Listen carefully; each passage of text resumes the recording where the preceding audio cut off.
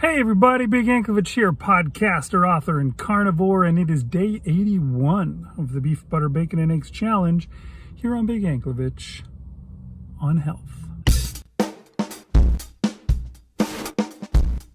Okay, check out our Facebook group. You can see it linked below and get yourself some support while trying to eat this crazy carnivore diet and trying to get along in such a carb-ridden world.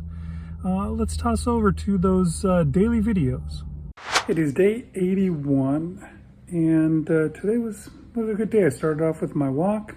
Okay, I'm out doing my walk, and I guess it's time for the daily turtle report. Y'all might think it's weird, but I didn't live where there were turtles when I was a kid, so I'd never seen one in the wild until I came here to Texas, and I don't know, I think it's awesome. But I saw them down there in the water. It's cool because these ones seem to have moved in here.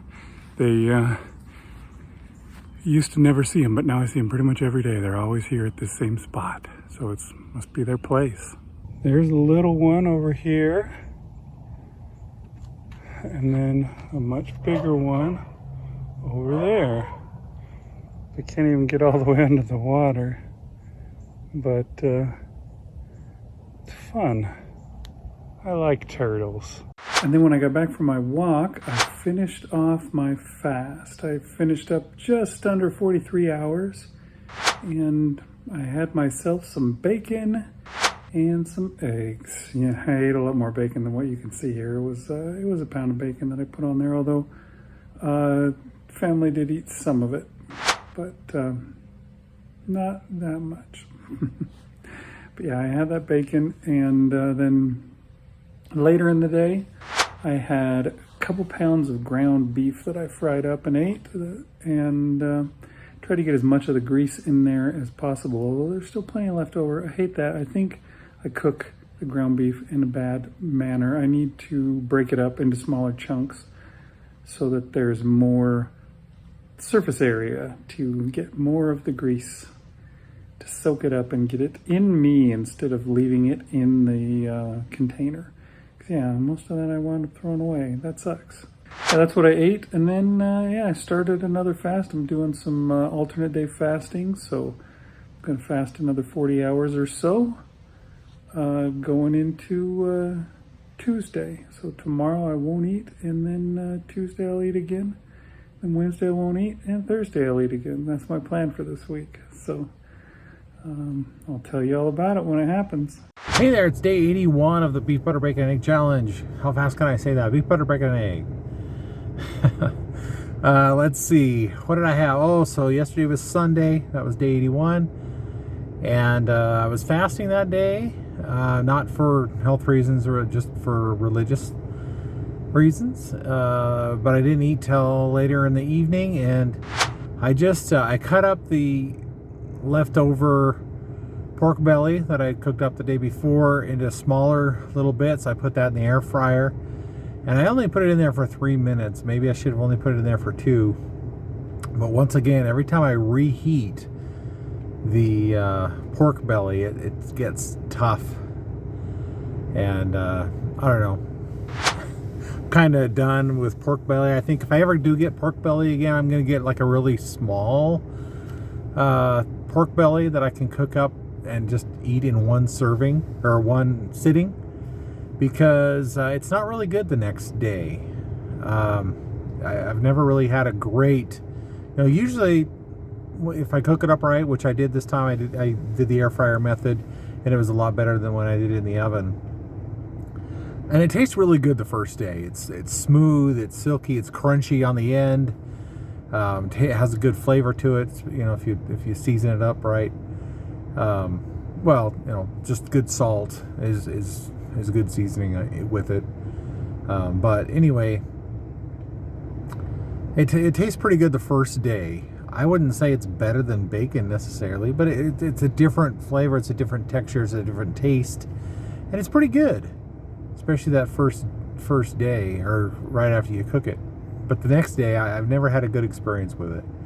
I've done it in a frying pan, I've done it in an air fryer, I don't know, I think the first time I did it in the microwave, and that's typically a mistake, reheating meat. But anyway, So what I did is I cut it up into smaller bits, and I put it in the air fryer for 3 minutes, and then I put like 6 fried eggs over the top of it, and you know, let the runny eggs mix in with the pork belly, and it tasted pretty good.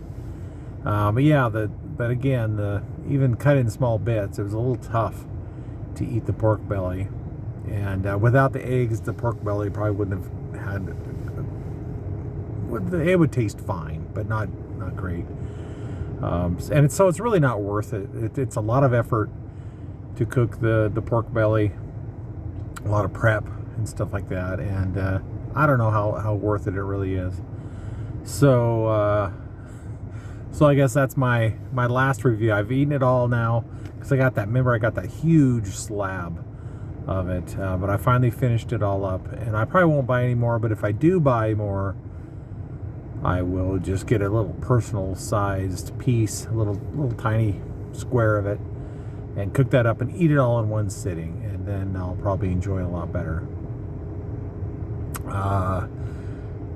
However, so it tasted good, and I did good, but I could only eat, well, I ate more than half.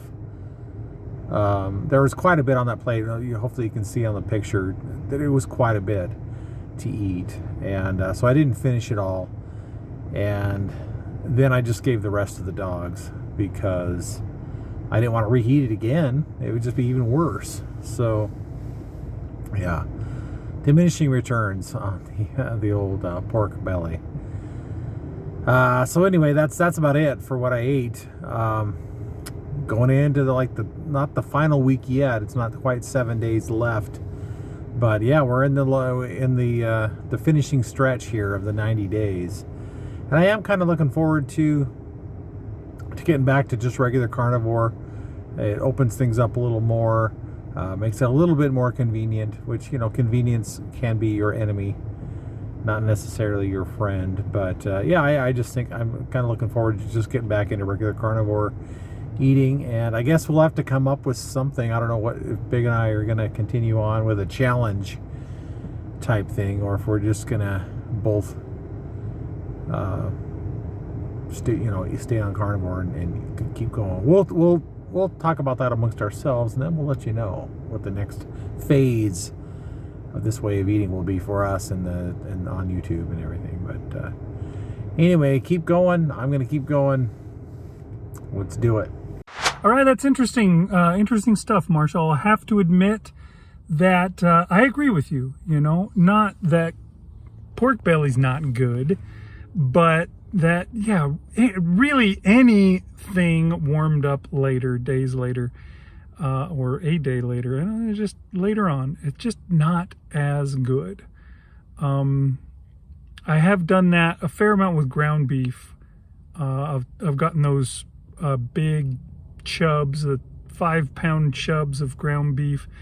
But there's the one thing that's really good about them is that they are 70-30 ground beef. So they have a lot of fat, and I save that fat. When I cook those ground beef chubs, I pour all the grease down into the container that I'm going to keep it in.